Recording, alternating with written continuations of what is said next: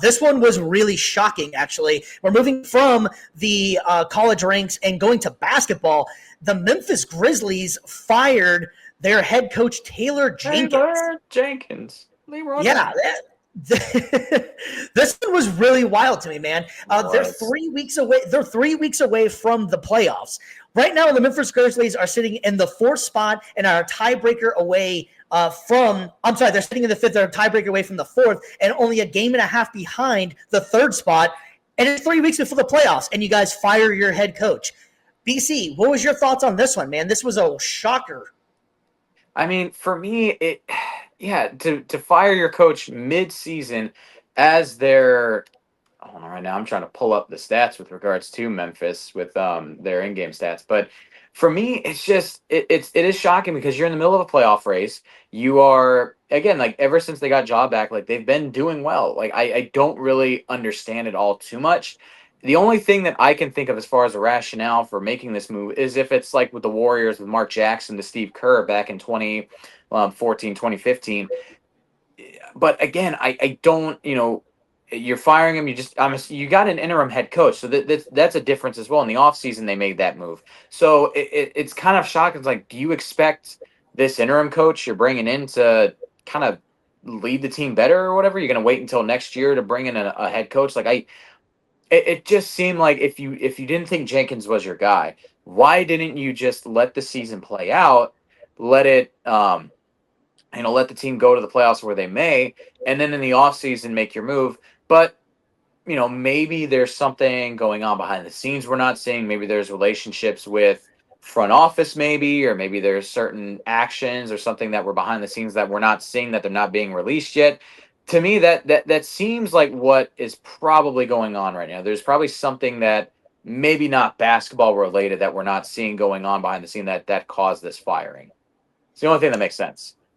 Yeah, well, the things that I've been kind of seeing as well is that the Grizzlies, I feel like it's a knee-jerk reaction. They're on a 2-5 slump at the moment. They haven't been winning as much. Ja Morant, after coming back from the suspension and all that good stuff, he's only played in 43 games this season. Having said that, even without Ja Morant, they still, I think, made it in the 7th spot. They weren't doing too bad. Morant's been a little bit kind of working his way back. He did almost have a year and a half off, so he has his flashes that he's still good at. They're still a playoff team. Having said that as well, is that the other problem I think that they were having was that they weren't winning against good teams. They weren't. I think they're only, since the All-Star break, we're only like 1-7, 1-3, somewhere like that against winning teams. So maybe they're just worried that coming into the playoffs that the writing's on the wall that you can't do it. I would not have made this move 3 weeks before the playoffs unless you had, a Phil Jackson or something like that waiting in the wings that's ready to take over and ready to dominate, because that's ultimately saying it was his fault, no one else's fault, and that you don't need to make moves.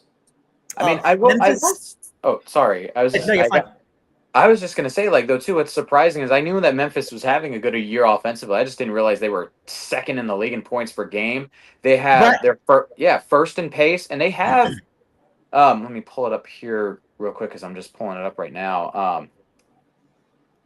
Hold on.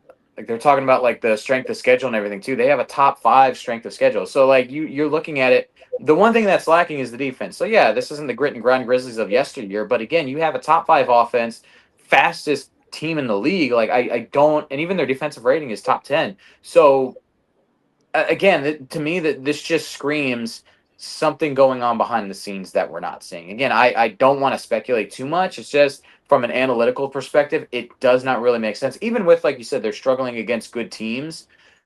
For me, if I'm a front office, it's like you're going to shake up your playoff chances like that right in the most crucial point of the season.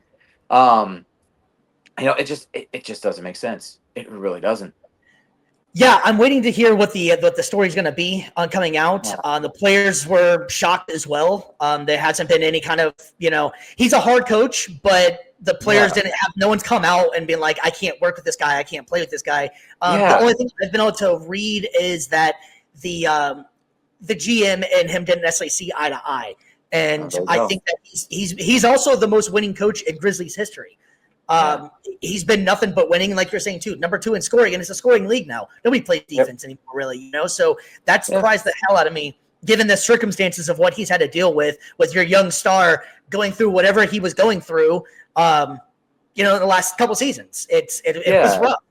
I mean, and now that you mention it though too, like, coach not having a great relationship with the GM, it does make sense because sometimes maybe the GM wants a little bit more control or maybe doesn't want coach's input as much with basketball decisions as he likes, or maybe sometimes the coach wants a little bit more control than what he should. So to me, that just seems like the most likely option right now. Again, obviously this is very breaking news right here, so I know there's going to be a lot more looked into it. But yeah, I mean that does make sense. Again, maybe one side is trying to overstep the other, and it's like, no, we're not going to do that.